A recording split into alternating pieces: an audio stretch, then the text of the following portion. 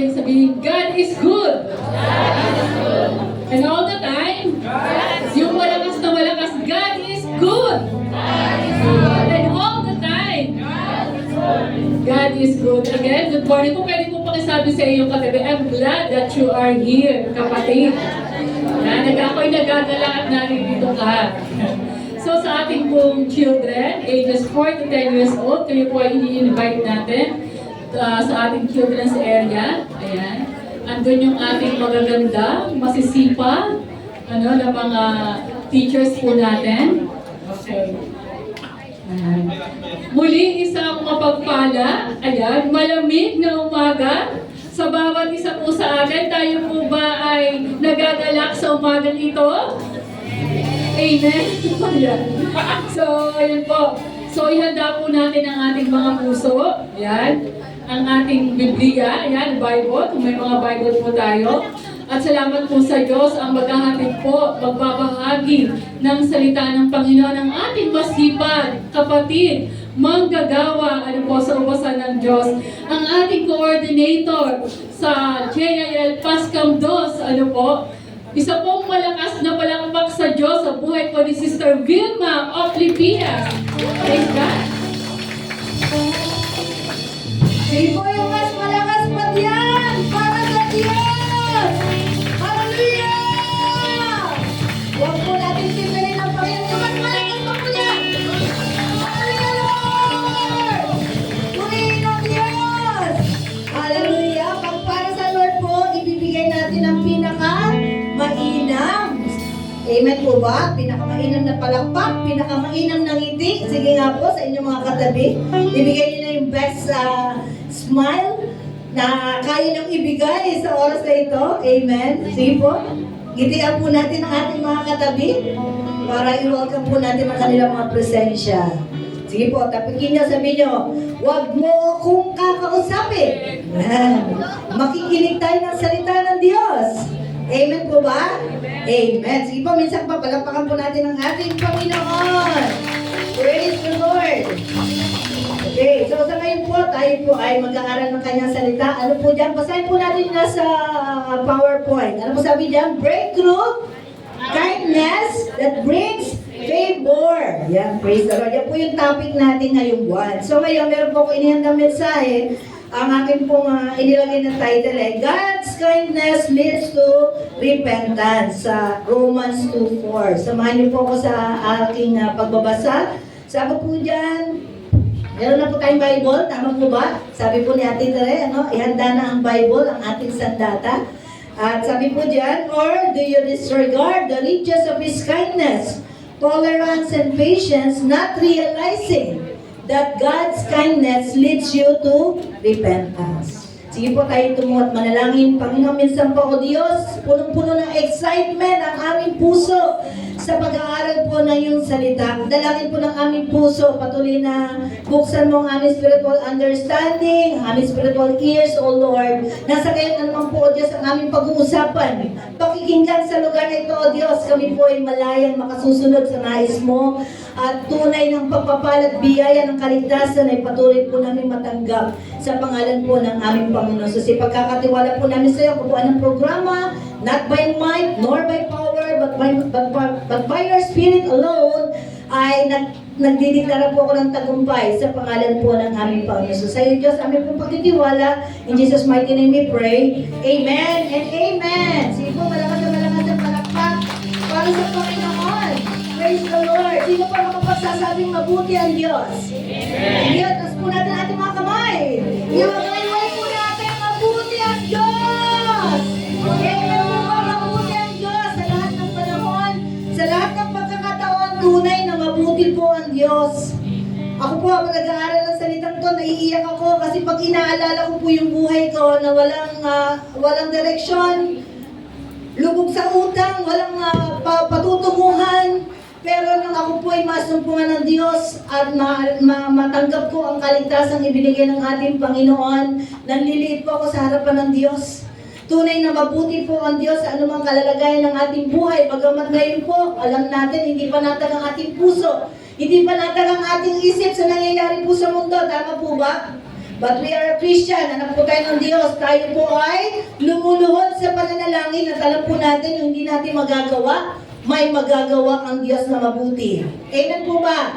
Amen. So malinaw po yan. Dito po pinabagit sa Romans 2:4 na sabi nga, ang Diyos po ay mabuti. Amen po ba? Ang Diyos po ay mapagpigil at mapagpaumanhin. Kaya nga po, binibigyan niya tayo ng pagkakataong magsisi at magbagong buhay. Kaya napakabuti po ng Diyos. Hindi tayo lahat karapat-dapat. Tama po ba sa biyaya ng Diyos natin napakinggan na mabuti ang Diyos, anumang po ang ating kalalagayan at sitwasyon, maaring tayo po ay patuloy na gumagawa ng kasalanan o nagkakasala sa Panginoon, but still, nire-reach out pa rin tayo ng Diyos. Pagka minsan yung kasalanan natin, yun po yung nagiging dahilan para hindi na muna tayo mag-church. Medyo hayakay na muna tayo sa susunod na lang, Lord, mahirap ang buhay ngayon. Parang tinitingnan natin, pag pupunta ng church, kailangan may dala akong tithes. Pwede pong wala. Basta dala natin yung ating puso para sa Panginoon. At syempre, i-honor po ng Lord kung tayo may dalang pagbabalik kaloob sa Diyos. Ang higit na tinitingnan po ng ating Panginoon yung puso, motibo ng ating puso sa gagawin po natin sa araw na to. Ano man ang ating kasuotan, ano man ang ating daladala, mas mahalaga po yung buhay natin at puso natin, inihahandog po natin araw-araw sa Panginoon. Amen po ba? Palakpakan po natin ang ating Panginoon. Hallelujah! Ibigyan niya po tayo ng pagkakataong magsisi. Ano po? Na talagang masasabi natin mabuti ang Diyos. Hindi tayo sinusukuan. Yan po yung aking word. Kasi bakit? Maraming pagkakataon gusto mo nang mag-give up. Gusto mo na huminto sa ginagawa mo. Paulit-ulit na lang to Lord. 3 taon na ako, 5 taon na akong Kristiyano. Wala namang nangyayari. Baka wala kang ginagawa para sa Lord, kaya walang nangyayari. Tama po ba? Minsan ganun po tayo eh. Ibinabalik natin sa Lord ang kakulangan, pero tayo yung may pagkukulang. Pagka minsan ganun po, kasi bakit ko po nasasabi, naranasan ko. Kaya ko po nasasabi, kaya ko ginagawa example yung aking sarili. Pagka minsan nakatuon ako sa Diyos, nakatingin ako sa mga bagay na nangyayari po sa aking buhay. Pero alam po natin, kontrolado lahat ng Diyos yan eh. Kaya nga po, dito sa Romans 2:4, binabanggit po dito, sa pagbabasahin po natin Romans 2, verse 1 to 5, ini-address po ni Paul to, doon sa mga taong nagtuturo, yan, nagkukondena ng mga taong makasalanan, pero siya mismo gumagawa rin ng kasalanan. Ano po, parang sabi nga ginajustify niya or inaano niya yung sarili niya na siya po ay perfect o hindi nagkakasala. Lahat po tayo, sabi ng Romans 3:23, lahat ay nagkasala, walang nakaabot sa pamantayan ng Diyos. Kaya nga po tayo lumalapit sa Panginoon, nagpapatuloy sa kabila ng mga bagay na ginagawa po natin sa Panginoon. Kasi lagi natin naririnig ang katuruan mula sa kanyang mga pangako. At binabanggit po daw sa verse 5, sabi dito, ito po yung nakakatakot eh. Sa Tagalog ko po babanggitin. Ano ba sabi dito? Ngunit dahil sa katigasan ng ating ulo at di pagsisisi, pinabibigat natin ang parusang ipapataw sa atin ng Diyos kapag nahayag ang puot ng Diyos. Kasi minsan akala natin okay lang magkasala eh. Diba? Ngayon Kristiyano tayo, hindi na po okay. Kasi bakit? Hindi na tayo alipin ng kasalanan. Alipin na po tayo nino ng pag-ibig ng ating Panginoong Jesucristo na nag-alay ng buhay para sa kaligtasan mo at sa kaligtasan ko. Alipin na tayo. Ginagawa natin ang lahat ng bagay para ma-please natin ang puso ng Diyos. Kaya kapag naranasan po natin yung favor, di ba? Breakthrough kindness that brings favor, natuwa at na-please mo ang puso ng Diyos kaya ka tumatanggap ng pabor na hindi ka naman karapat dapat tumanggap. Amen po ba? Sa trabaho, pero mo, meron kang isang magaang na trabaho sa kumpanya. Favor po ng Lord yun. Hindi lahat ay magaang ang trabaho. Sa araw-araw ng ating buhay na hinaharap, lalo ng mga nanay, di ba? Yung tayo po ay hindi sumasala sa oras, hindi nagpupulang sa ano pa mang bagay, pabor po ng Diyos yan. Kasi mga anak tayo ng Diyos. Yan po yung patuloy na pinadadama po sa atin. Kaya nga po, dito sa binabanggit na doon, nakakatakot na hindi tayo makinig sa katuruan ng ating pong Panginoon. Tapos sa 2 Peter verse 3, 3:9, sabi po dito, the Lord is not slow to fulfill His promise, as some understand slowness, but is patient with you, not wanting anyone to perish, but everyone to come to repentance. Isa sa katuparan po ng Diyos yung kanyang mga pangako. Daw minsan mabagal. Di ba? Kung mabagal lang yung ating nararanasan sa Panginoon. Pero tandaan po natin, ang Diyos ayaw po ni isa man sa atin ay mapahamak. Sa John 3:16, di ba? Yan yung pinakapuso ng Biblia. Ayaw ng Diyos ni isa man sa atin ay mapapunta doon sa tinatawag na impyerno. Ayaw ng Lord. Ganyan po tayo kamahal ng Diyos. Kaya nga, may conviction ng Holy Spirit eh. Ipinapaalala po sa atin yung mga bagay na dapat natin gawin na patuloy na mapabilis yung magbibigay sigla o magbibigay ligaya sa puso po ng ating Panginoon. Ano po, sabi dito sa 1 Peter 3:9, 2 Peter 3:9, sabi dito, not wanting anyone to perish, but everyone to come to repentance. Ayaw ni isa man ang Diyos na mapahamak. Ang gusto niya lahat tayo ay manumbalik sa Panginoon. Maranasan po yung kanyang paanyaya, yung kaligtasan na iniaalok po ng Diyos na libre. Kung ating pong papasinan ng dalawang verse, Romans 2:4 at 2 Peter 3:9, yung isa, sabi nga yung ang kabutihang loob ng Diyos, nagdadala po sa atin patungo doon sa kaligtasan. At doon sa 2 Peter 3:9, mahaba ang pasensya ng Diyos. Kasi bakit? Tinitiyak niya lahat tayo ay maliligtas. Amen po ba? Tinitiyak niya.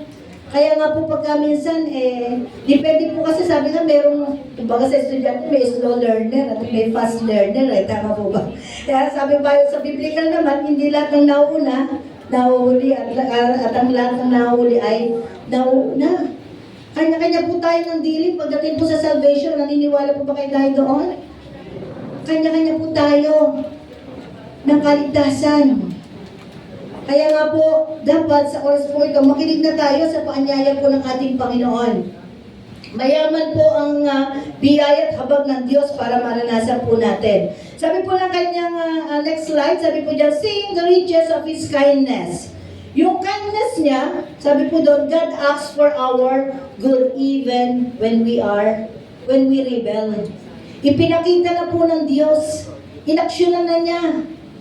Ipinakita po sa atin yung kanyang kabutihan. Kahit tayo po ay nagre-rebelyon o nagkakasala sa Diyos, ibinabadama po natin kung at tayo po ay pipikit. Sige nga po, pumikit tayo sa oras na ito at alalahanin po natin ang buhay natin nang tayo po ay masumpungan ng Panginoon.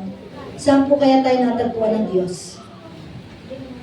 Saan kalalagayan at anong kalalagayan po natin nang masumpungan po tayo ng ating Panginoon? Nakakaiyak, tama po ba? Nakakaiyak. Kasi yun yung kalalagayan mo na wala ka ng pag-asa. Pero dahil sa Diyos, nakilala mo ang ating Panginoon at tinanggap siya bilang personal na Diyos at tanging tagapagligtas, muli nabuhay ang pag-asa. Amen? Yung paanyaya sa Dan 10:10, ano po sabi doon? I have come to give you life. Life that is abundant, masagana, mabiyayang buhay, na laging hinahanap ng tao. Gusto ko lagi pagpalain. Gusto lagi ng tao blessing eh. Kaya pag wala ng blessing, nawawala na sa church. On and off na muna. Diba? Parang kabote. Uusbong, yuyukod. Diba? Pero dapat ang puso natin consistent yung ginagawa natin sa Lord. Tuloy-tuloy. May blessing o wala. May pagsubok o wala. Diba? May pagsubok o pagpapala. Consistent po tayo. Focus tayo kanina po kay Jesus. The author and the finisher of our faith. Hindi tayo natutuon sa mga bagay na nandito sa mundo. Kasi pag yan ang titinan natin, hindi tayo makakapagpatuloy sa journey na inilatag po ng ating Diyos. Marami tayong magiging kaabalahan. Tama po ba? Parang ngayon, nakikinig ka, pero yung isip mo, nagliliwaliw na. Papunta ng SM at Robinson. May sale ba ngayon? Sa palang-palang SM. Okay? Focus po tayo. Pag nasa church po tayo, focus tayo sa ginagawa po ng ating Panginoon para manamdam po natin yung mensahe na umaksyon ng Diyos. Nung makita po tayo makasalanan, ang ginawa ng Panginoon, inabot tayo eh. Tama po ba? I-reach out tayo ng Lord. Maring, personally, hindi naman ikaw lang, meron mga walk-in, pero meron kang kaibigan, kapamilya, na ginamit ng Diyos para makakilala ka sa Panginoon, para madama mo yung kabutihang loob ng Diyos. Tama po ba? Ako, merong ginamit ang Lord eh.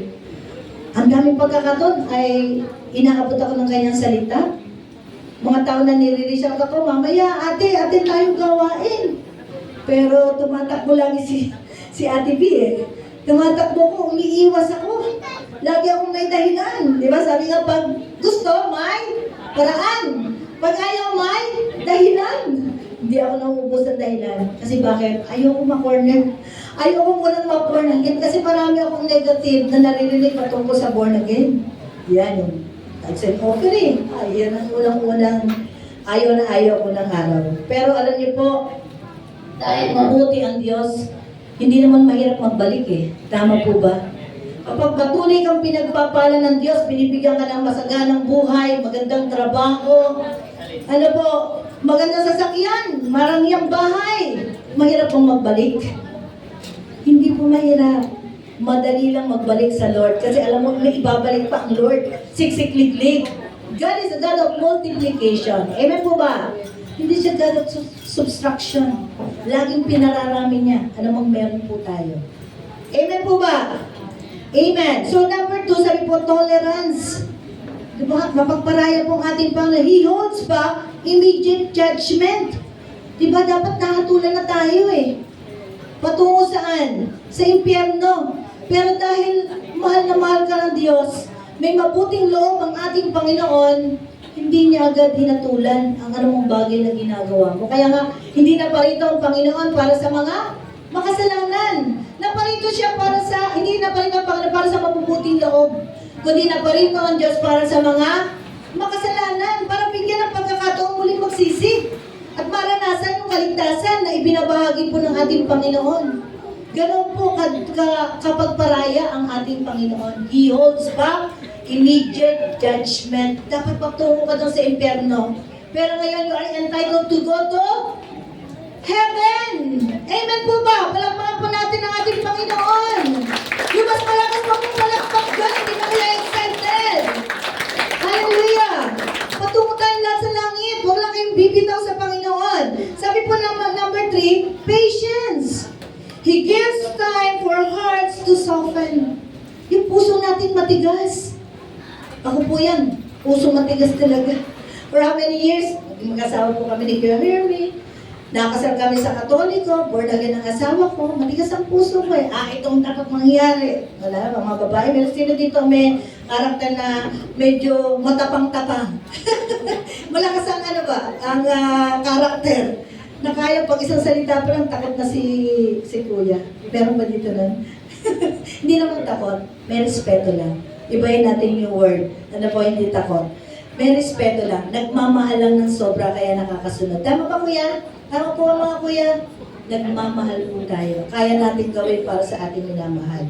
Yun po, He gives time for hearts to soften. Yung puso natin matigas. Diba? Kasi, natanggap mo na ang kaligtasan. Kinabukasan, balik ka na naman sa dating gawi. Eh sabi ng kanyang word, ang sino man nakipag-isa kay Kristo, lahat ay bago na, wala nang dating pagkatao. Pero, nagmumulto, pinabalik-balikan mo pa rin. Kasi bakit masarap doon eh. Gusto ko yun, mga ginagawa kong dati. Di ka na dapat nagiinom. Nalampasan mo na yun. Di ka na nagsusugal. Pero pag kami sa pag nasisilip mong tropa, parang masarap doon. Tapos naiimbita ka pa rin. Yan ka muna dito. Hindi makaiwas. Saan? Sa tukso. Di ba? Yung puso natin matigas, pinalalambot ng Panginoon. Dinadala po tayo sa mga sitwasyon na wala ng solusyon. Di ba? Kundi ang Diyos. Kaya nga yung puso mo matigas, pinalalambot ng Panginoon. Muli, mararanasan mo at tatanggapin mo na. Why not? Ako po ganun nangyari sa akin eh. Why not? Subukin ko naman ang Diyos. Sa maraming pagkakataon, sinubukan ko yung sarili kong alam, talino, lakas, resources, Pero nabigo po ako eh.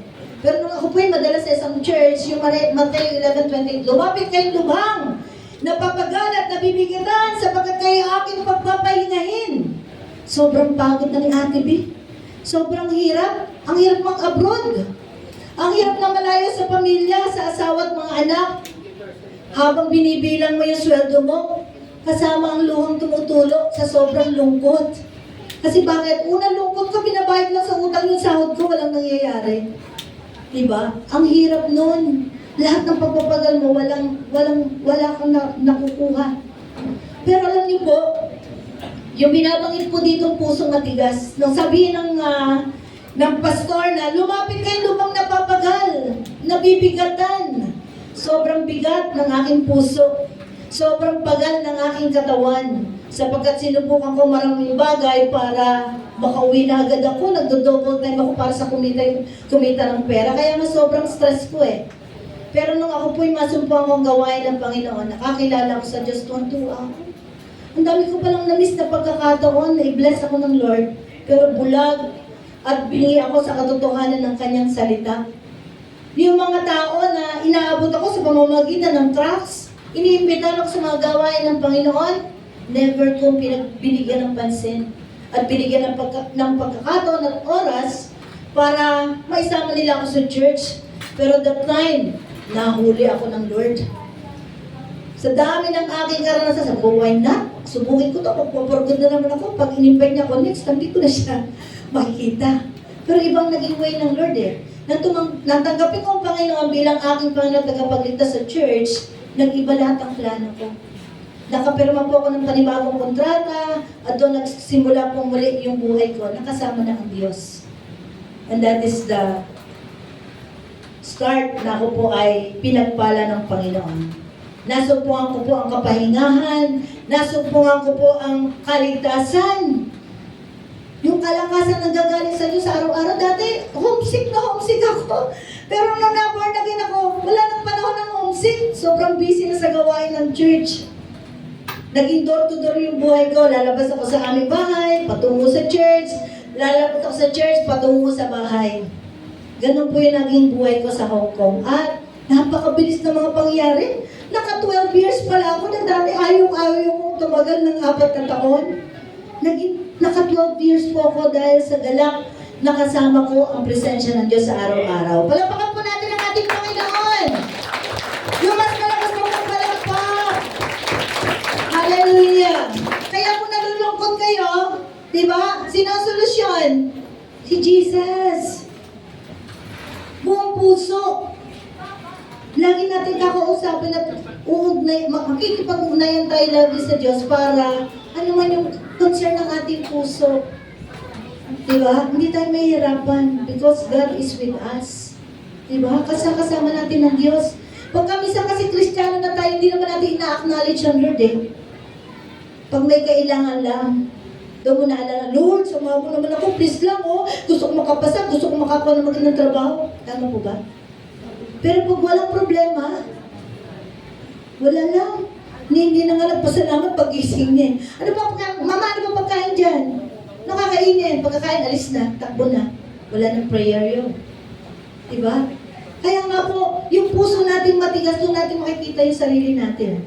Pag tinanggap mo si Jesus bilang Lord and Savior, may conviction na ng Holy Spirit. Tama po ba? Kaya yung dating ginagawa mo, hindi mo na kayang gawin. May magdidikta na sa'yo kung anong tamang gawin at nais ng Diyos na patuloy mong lakaran sa pamamagitan ng kanyang presensya. Amen po ba? Hindi po ako galit ha. Amen po ba? Amen. Hindi po ako galit. Nasasanay lang ako pag sa hospital kasi kailangan madiin yung sinasabi namin. Nasa hospital municipal, nag-share kami ng word. Kailangan may diin para matinag yung mga pusong, mga taong natutulog. Meron ba dito nun? Taong natutulog? Wala naman. Matutulog pala. Sige nga po, sa malakas sa palakpak. Para sa mga gising na nagising, nanak na Diyos. Amen. Praise the Lord. Nakakamangha po mga bagay na ginagawa sa atin ng Diyos. Sabi po ng awit 103 verse 8, kay ganda ng kalooban, mahabagin ang Diyos. Kung magalit ay banayad, kung umibig na may lubos. Tama. Diba? Di tayo pinaparusahan agad ng Lord eh. Nilalagay pa tayo sa sitwasyon na pwede pa tayong magsisi. Malumbalik sa Panginoon. Ipaalala sa'yo na kasalanan niya ginagawa mo, kapatid. Anak, kasalanan niyan. Diba? Isa meron ganong Kristiyano eh. Matagal ng Kristiyano, parang okay lang magkasala. Hindi na po tayo ganun. Lagi po tayong aware sa pagkakasala. At binabantayan po natin yung ating buhay na hindi na tayo muling maging alipin ng kasalanan. Mahina tayo, oh yes. Pero meron po, Diyos, Banal na Santong Espiritu sumasa atin. Yung hindi natin kaya, kaya ng Diyos. Diba? Kaya nga dinideklara natin yung Philippians 4:13, we can do all things through Christ who gave us strength. Ito yung nagbibigay sa atin ng lakas, sigla, para gawin mga bagay-bagay para sa Diyos. Amen po ba? So, why kindness leads to repentance? Number 1 po, sabi diyan, it unmasks our excuses. If God has been this gentle, ignoring Him becomes inexcusable. Sabi po ng Hebrew 2 verse 3. Kaya hindi naman, hindi tayo makakaiwas sa parusa kapag hindi natin pinahalagahan ang kaligtasan, ito na pinakadakila. Ang Panginoon ang unang nagbayad ng kaligtasan ito at ang mga nakaririnig sa Kanya ang nagpapatunay sa atin na ito ay totoo. Tama po ba? Kaya sa Tagalog ko po ibinahagi para doon siya po maunawaan. Sa amin po kasi mga senior halos yung alaga ko doon eh. Kaya tinatagalog ko po talaga sa Bible verse para manamnam ng puso, matanggap. Mga salitang atin pong pinag-aaralan. Wala, yung pusong laging may dahilan. Diba? Yan yung mga pusong sarado eh. Sa katotohanan ng kanyang salita. Kaya laging may dahilan. Sis, next time na lang. Ganyan yung sinasabi ko nun eh, next time na lang ate. Pag in-invite ako, te, ano oras ba gawain? Sige, Ate B, antay sa baba. Kasi third floor po yung bahay namin eh. Pag alis na lang alas 6, nauna pa ako sa kanya, syempre. Magpapahuli pa ako. Alas 5, umalis na ako ng bahay namin. Kasi sabi na, ate, nasaan ka na? Ay, sorry, may pinuntahan ako. May ibang tumawag sa akin. Tinawag ako ng tita ko. Kailangan ako gano'n eh. Ang dali mag-buhol ng kasalanan. Mag-buhol ng mga salita na para makaiwas ka lang sa tawag ng Diyos. Pero may perfect time po talaga ang Panginoon eh. May araw na tinakda ang Diyos para tayo po ay makasama ng Panginoon. Hindi na ako kumbaga nung magkaroon po ng appointed time sa Lord na makilala ko ang Panginoon, hindi na ako nakalabas ng church. Na-in-love na ako sobra kay Lord. Sa dami ng bagay na ginawa niya sa akin habang ako po ay nasa bansang Hong Kong, sobrang favor. Hindi mo kayang tanggihan ang bawat panawagan ng Diyos, lalo na po patungkol sa paglilingkod sa Panginoon. Amen po ba? Maring iba, hindi po naunawaan yung aking sinasabi, pero darating po tayo dyan. Magpasensya po ang Diyos, mahal na mahal po tayong Panginoon. Amen po ba? Amen. Sige nga po, palakpakan po natin ang Diyos. Praise God. It substance resistance. Number 2 po natin. His mercy opens the door to conviction. Sa Hosea 11 verse 4. Sabi po dyan, pinapatnubayan ko sila ng buong pagmamalasakit at pagmamahal, ang katulad ko'y nag-aalis ng busal sa kanilang bibig at yumuko ako upang sila'y mapakain. Ganun ako ang Diyos. Inaabot pa rin tayo sa kabila ng ating pagmamatigas. Ano po, pinapatnubayan tayo ng buong pagmamalasakit at pagmamahal. Yung puso natin matigas, hindi pinalalambot ng Panginoon sa mga sitwasyon na ating pong nararanasan eh. At doon po, yung patnubay ng kanyang pagmamalasakit at pagmamahal sa bawat sitwasyon ng ating buhay. Makapagsasabi po ang ilan na tayo ay hindi pinabayaan ng Diyos. Yung kanyang pangako sa Hebrews 13:5, tunay po yun. Hindi tayo iniiwanan ng Diyos. Hindi tayo pinababayaan. Yung unang word doon, sa unang talata, diba sabi doon ay, huwag kang magmukhang salapi, magkasya kung anong tinatangkilik, sapagkat hindi naiwanan, ni pababayaan man. Kasi alam niya ang kahinaan ng tao eh. Nature natin nakatingin sa pera. Pag wala ng pera si ate at si kuya, malungkot na ang buhay. Lalo ngayon, grabe no? Prayer lang talaga ang susi natin para magkaroon tayo ng kapayapaan sa ating puso at isip. Number 3 po, sabi dito, it showcases character. Nagpapakilala po ang ating Diyos kung sino siya. Yung kanyang pagkatao. Seeing His heart makes sin look uglier and grace more attractive. Titus 3 verse 4-5, ngunit nang mahayag ang kagandahan loob at pag-ibig ng Diyos, na ating tagapagligtas, tayo iniligtas niya, natamo natin ito dahil sa ating mabubuting gawa, kundi sa kanyang habag, hindi dahil sa ating mabubuting gawa, kundi dahil sa kanyang habag sa atin. Naligtas tayo at pinanganak na muli sa Espiritu Santo na siyang luminis at nagbigay ng bagong buhay sa atin. Kaya nga po mga Kristiyano, nagsasabing, hindi na ako katulad ng dati. Sabi mo nga sa katabi mo, hindi na ako katulad ng dati. Kung asawa mo yan, kung kapatid mo yan, di ba natas ang hilay? Di ba? Mahirap magbago eh. Kaya nga may kanta, gusto kong bumait pero di ko magawa. Gusto kong bumait pero di ko magawa. Lahat tayo gusto magbagong buhay. Yan po'y magagawa lang natin sa tulong po ng Banal na Santong Espiritu na nagbabago ng ating puso. Siya po'y nananahan sa ating puso na kahit nasa panahon ng ating pong patuloy na paggawa ng kasalanan, nagpapaalala, kinukonvict tayo para maging Christ-likeness po yung buhay natin, maging wangis ni Kristo sa ating pong Panginoon. Ako po, nature ko una, gagalitin ako eh, madali akong ma-provoke. Pag may kinuwento sa akin, galit agad ako. Yan. Ang hirap baguhin ng isip at puso, maging yung sarili po natin. Ang ginagawa ko doon, syempre marami po ang kasama sa Hong Kong eh, 5 kami sa isang bahay. Nagkaaway-away, may Kapampangan, may Ilocano, may Kabitinya. Kaya natutunan ko po, tinurang ng aking puso, kapag ako'y nagagalit, nagkukulong ako sa kasilyas. Pinagagalitan ko yung sarili ko. Kinakausap ko yung sarili ko. At inilalapit ko sa Diyos. Hindi ko kaya magbago, pero kaya ng Diyos baguhin ang takbo ng aking isip at puso. Kasi pag bago ang puso mo, pag maganda ang motibo ng puso mo, maganda lahat ang tingin mo sa mundo eh. Diba? Siya nga, magalit ka. Ang tingin mo paglabas mo, diba? Hindi mo naman kagalit ang tatay mo, ang anak mo. Bisa na, babatukan mo pa yung anak mo eh. Shock absorber.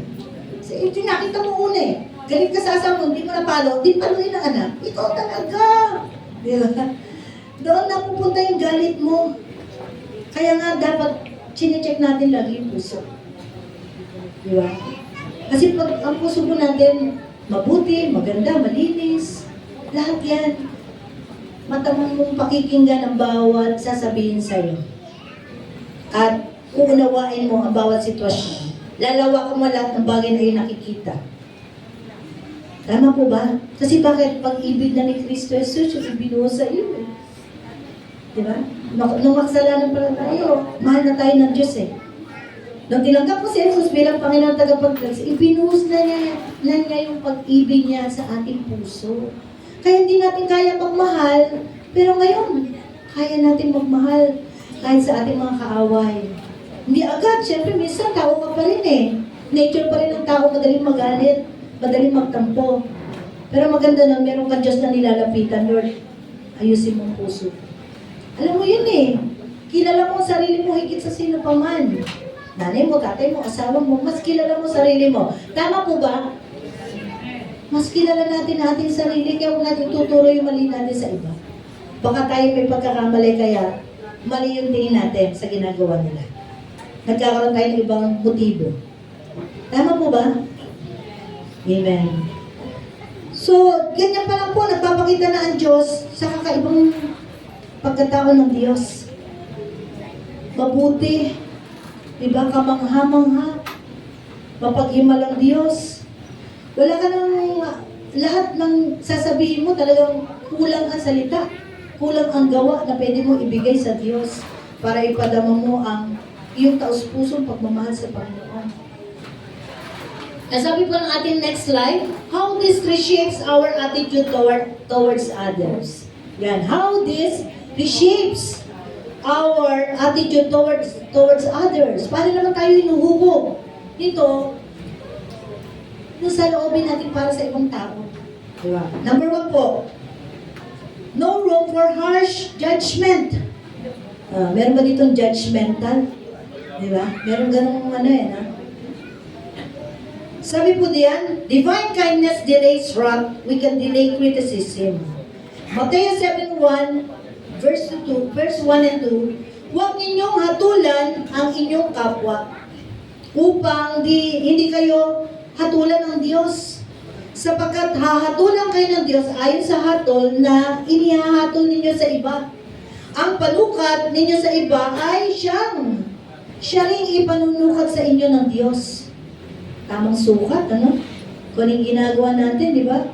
Maski nga sa pagbibigay, di ba? Kung anong binibigay mo, binabalik mo sa Lord, ganun din ang tinatanggap mo. At ito naman, sabi nga, huwag mong hatulan. Huwag tayong magtuturo.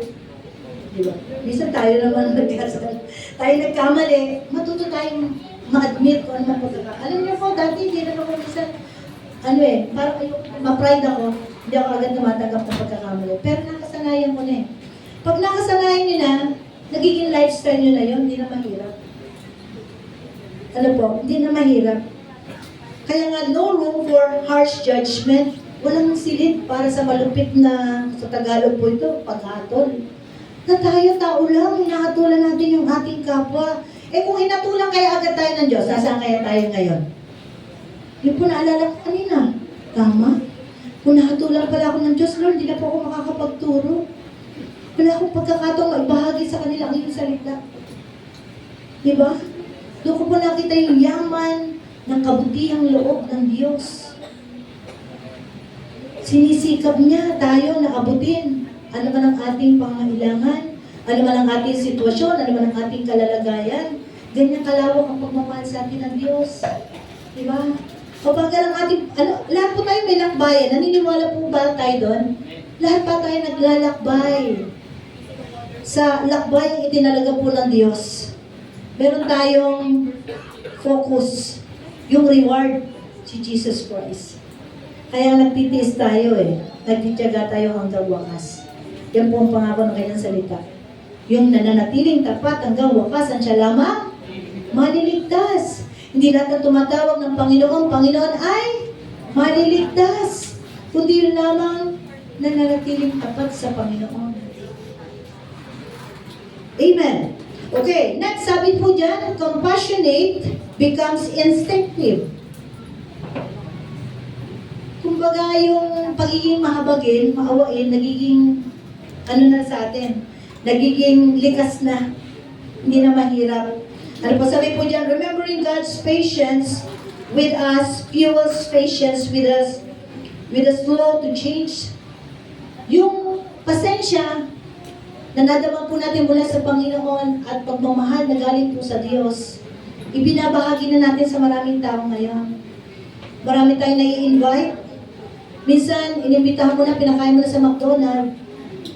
Ayaw pa rin. Dinala mo sa Jollibee. Ayaw pa rin. Choking. Ayaw pa rin. Gusto pala doon sa buffet. Mas maraming kinakain. Di ba? Pero pasensya natin, PC ng pasensya. Kasi bakit? Kung sinawaan ka ng Lord, isang araw, wala ka na dito. Lahat tayo pinagtiyagaan ng Diyos. Tama po ba? Yung pong aking word, pinagtiyagaan po tayo ng Diyos. Kaya tayo ay nagpapatuloy sa Panginoon. Amen po ba? Matyaga, mahabagin ang Diyos sa atin. Kaya po tayo nakararanas ng kaligtasan, ng habag ng Diyos. Kaya hindi mahirap na pag meron po tayong nakikita, dati wala rin akong pakialam Wala rin po akong pakialam. Kaya nga hindi ako agad na-born again Kala ko ganun lang. Pero pag ikaw pala naging Kristiyano, magkakaroon ka ng burden sa mga kaluluwa. Totoo po yun. Kung wala kayong burden, ewan ko lang, hello. Kristiyano po ba tayo? Burden po talaga ang unang ilalagay sa ating puso. Ngayon po, lumawak na yung ministry ko, nakakapunta na po tayo sa hospital, nag-share tayo ng gospel, hindi ko sila kilala. Pero kailangang malaman nila ang paanyaya ng Diyos. Sa mga kapulisan pong mga kababaihan, part din po kami ng gawain yun. At hindi lamang kami nagtuturo. Mismo kami natuturuan ng kanyang salita. Values ang tinuturo namin sa pulis eh. Bago may turo yun, tama muna sa puso mo, tama po ba? Kaya ang sarap maglingkod sa Diyos. Kahit ako po at the age of 60, yan, senior na po si Ate B, alive and kicking pa rin at passionate sa Lord. Amen po ba? Palakpakan po natin ang Diyos. Yung mas malakas po pong palakpak. Kaya nga po kami kabataan, wala man lang hilig sa pag-evangelize, nakakaawa naman. May lakas pa eh. Kami ng mga senior eh. Kanina pumalik ako sa hagdan, medyo hiningal ako kasi 2 floor lang yung sa amin eh. Ang first floor lang pala yung sa amin. Dito 3 floor, tama ba? Sabi ni ate, napagod ka ate, medyo kinukumpos ko lang yung sarili ko. Hindi na ganun kaano eh. Nag-iiba talaga, tama po ba? Dati na ako, nasa Hong Kong po ako. Naglalaba, nagluluto, naglilinis, sumasagot sa telepono. Kaya ko yan. Pinaghahampasan ko ng trabaho. Pero hindi na katulad ng dati. Siyempre, ikaw na rin ang mag-aalaga sa sarili mo. Pati paglakad ko, dati bilis ko maglakad, nakakahabol sa akin eh. Ngayon, pag naglalakad ako, tinitingnan ko yung dadaanan ko, baka may matisod ako. Di ba? Mahirap madapa. Maraming kids na matanda na hindi na nakabangon dahil nadapa. Na bedridden na. Kaya po wisdom din. Ano po? Kaya, alam nyo, enjoy pa rin ako na maglingkod sa Diyos. Hindi pa rin kayang tawaran yung aking gagawin para sa Panginoon. Marami akong pinaplano para sa Lord. And I pray, and I believe. Yan. At patuloy ko po nararanasan yung magagandang plano ng Diyos. Sabi nga, hahabulin tayo ng pagpapala, hindi tayo ang hahabol sa pagpapala. Kapag pinaglingkuran natin ang Diyos ng mga Diyos at hari ng mga hari. Amen po ba? Walang talo. Laging panalo sa Diyos. Sige nga po, malakas sa palakpak sa Panginoon. Panalo tayo. Yan. Lalo na sa puso ng inyong mga asawa. Kasi dati unbeliever ako eh. Siyempre panalo ako sa puso ni Kuya Herman kasi bakit? Na-born again ako eh. Alam na alam at kilala ni Kuya Herman ang aking pagkatao nung ako po'y wala pa sa Panginoon. Lagi kaming galit. Hindi siya mananalo sa akin. Hindi siya tatama sa akin. Pero dahil tinamaan ni Lord ang puso ko, lahat submissive na ako sa asawa. Ano ba yun? Pag-usapan natin. Diba? Umaayon na ako ngayon. Dati lumilis. Lumalaban. Yung mga babae agad kaya eh. Tama ba? Pero salamat sa Panginoon. Yan po ay resulta ng sobrang pagmamahal natin sa Diyos. Kaya nagagawa natin ang mga bagay na hindi po natin kayang gawin. Amen po ba? Matatapos na po tayo. Konti na lang po ako. Sabi po dito, restoration beats retaliation. Kindness aims at repentance. So should ours. Kung baka sabi po ng Galatians 6:1, mga kapatid, kung may nahulog sa pagkakasala, kayong pinapatubay ng Espiritu ang magtuwid sa Kanya. Gawin ninyo ito ng buong hinahon at mag-ingat kayo, baka kayo naman ang matukso. Di ba? Kung tayo po ay meron nakikita mga kapatid na nagpapatuloy pa rin sa kasalanan, kausapin natin with love.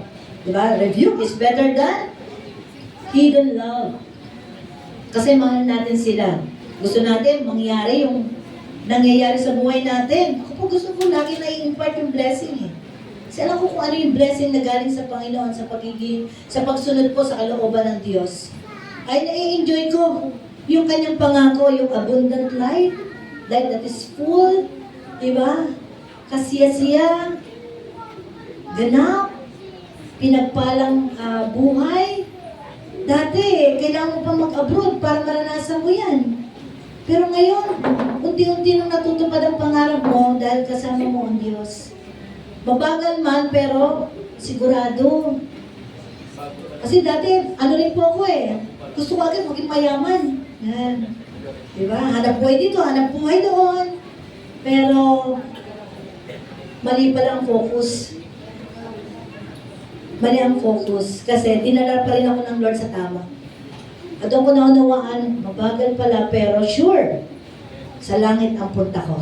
Tama po ba? Palakpakan pa natin ang Lord. Mas malakas pa pong palakpak. Kasi ayaw ng Lord, ang Diyos po ay Diyos na mapanibubuin. Ayaw niya tayo naglilingkod sa dalawang bagay, sa salapi at sa Diyos. Gusto po ng Lord yung puso natin, makuha niya talaga. Nakafocus tayo sa Diyos. And the rest, bahala sa atin ng Panginoon. Di ba? Bahala ang Diyos, magpala po sa atin. Hindi na tayo mag-i-struggle.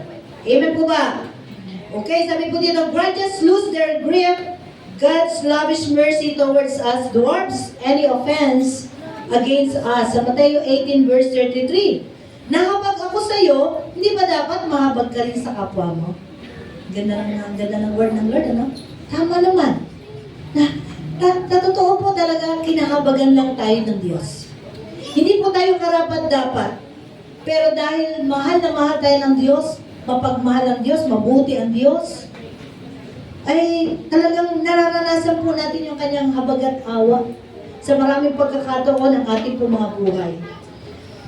Kumbaga, yung ating buhay na punong-puno ng galit, hinanakit, wala nang hawak sa atin yan. Hindi na tayo nananatiling galit.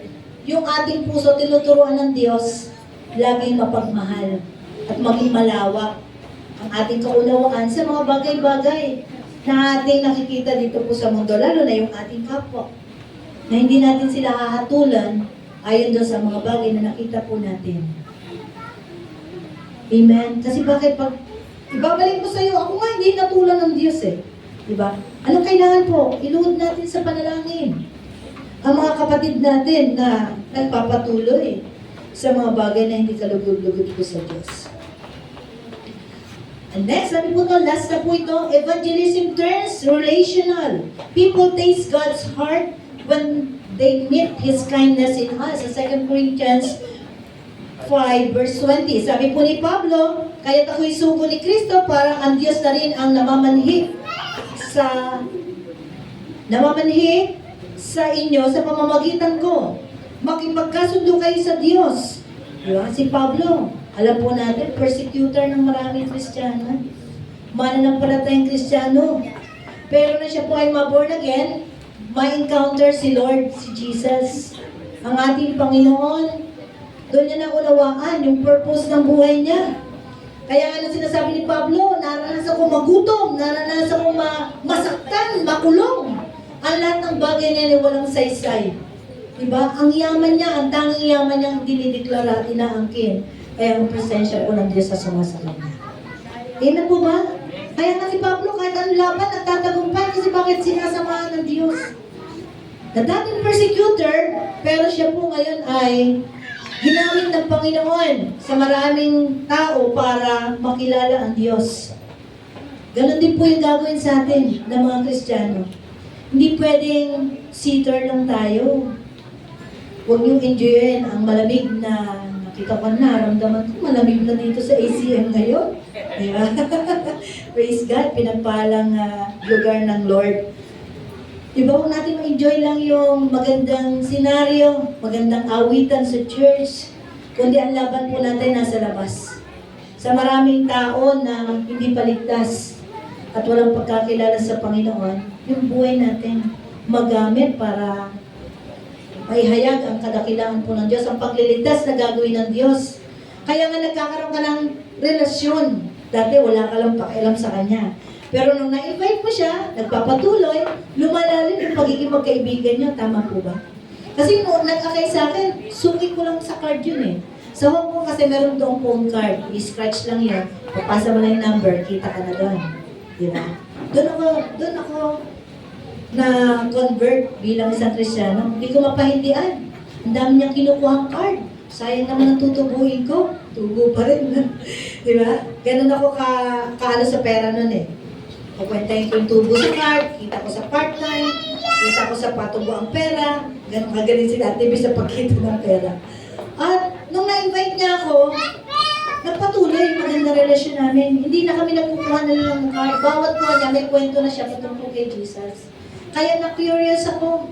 Out of my curiosity, na-invite niya ako sa church. Nagkakaroon tayo ng attachment. Tama po ba? Sa mga nag-i-invite sa atin. Hindi lang for the sake na nalilibre po tayo sa McDonald's, nalilibre tayo sa Jollibee, kundi may malalim ka ng kaunawaan.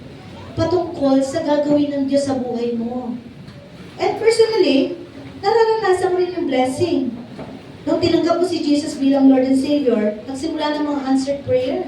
Bumabaha na ang papapala. Diba? At hindi ka na nakakaranas ng kakulangan. Kaya nga, na-enjoy mo yung tinanggap mong kaligtasan.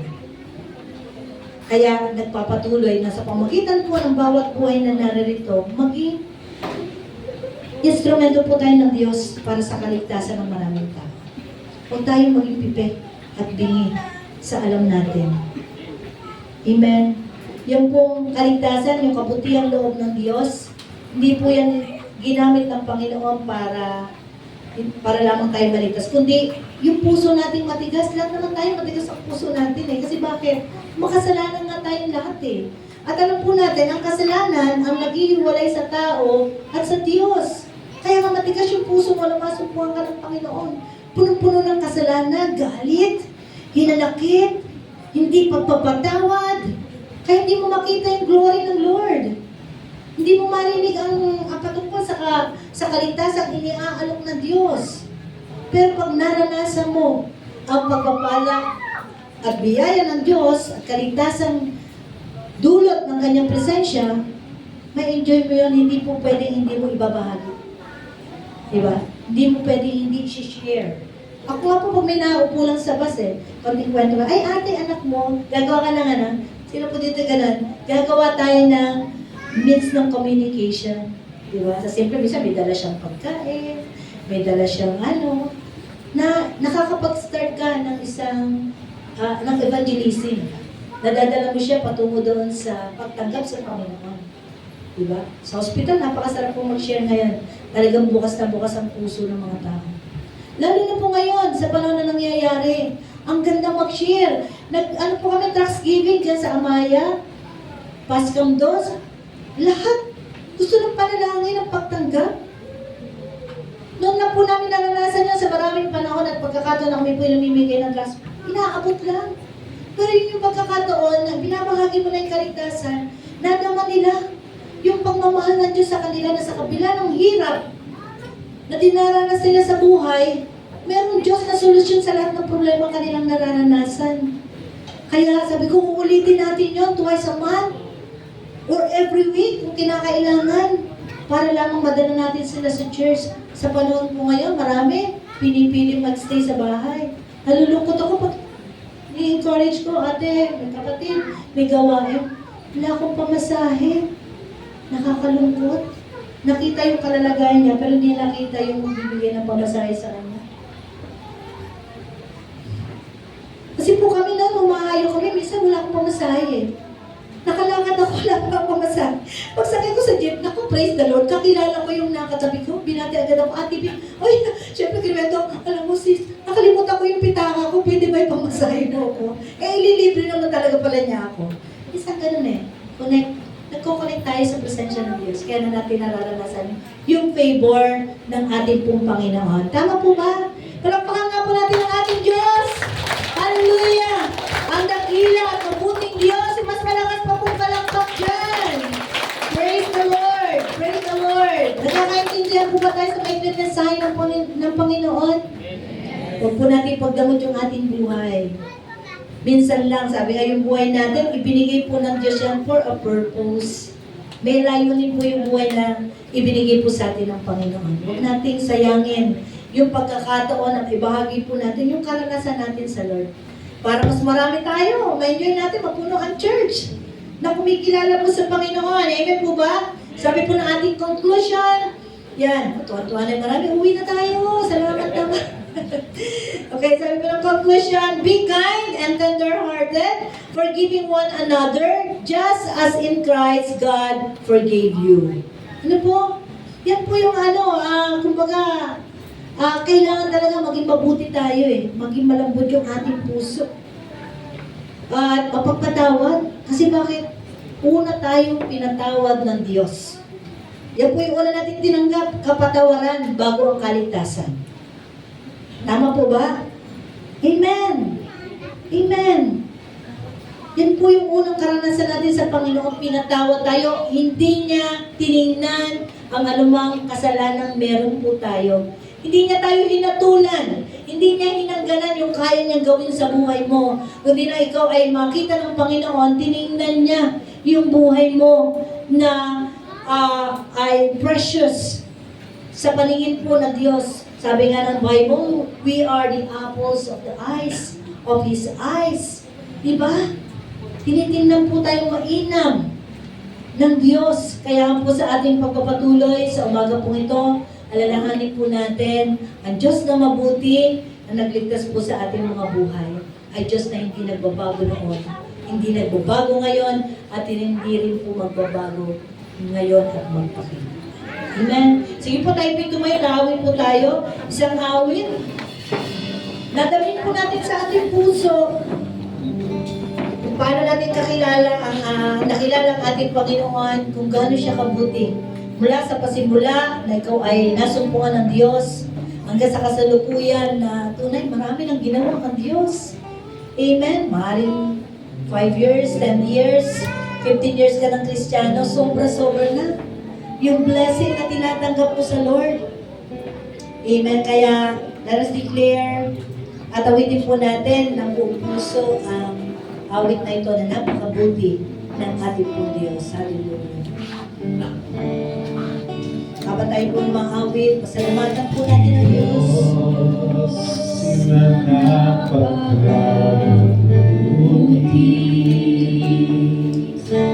Señor, ako'y lumalapit.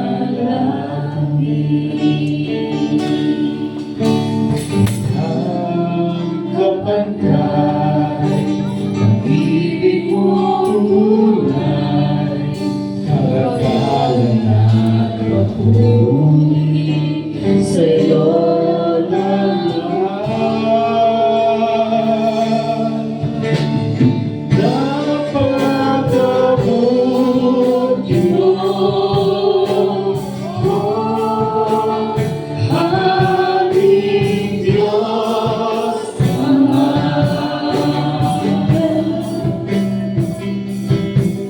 Ang iyong ikha,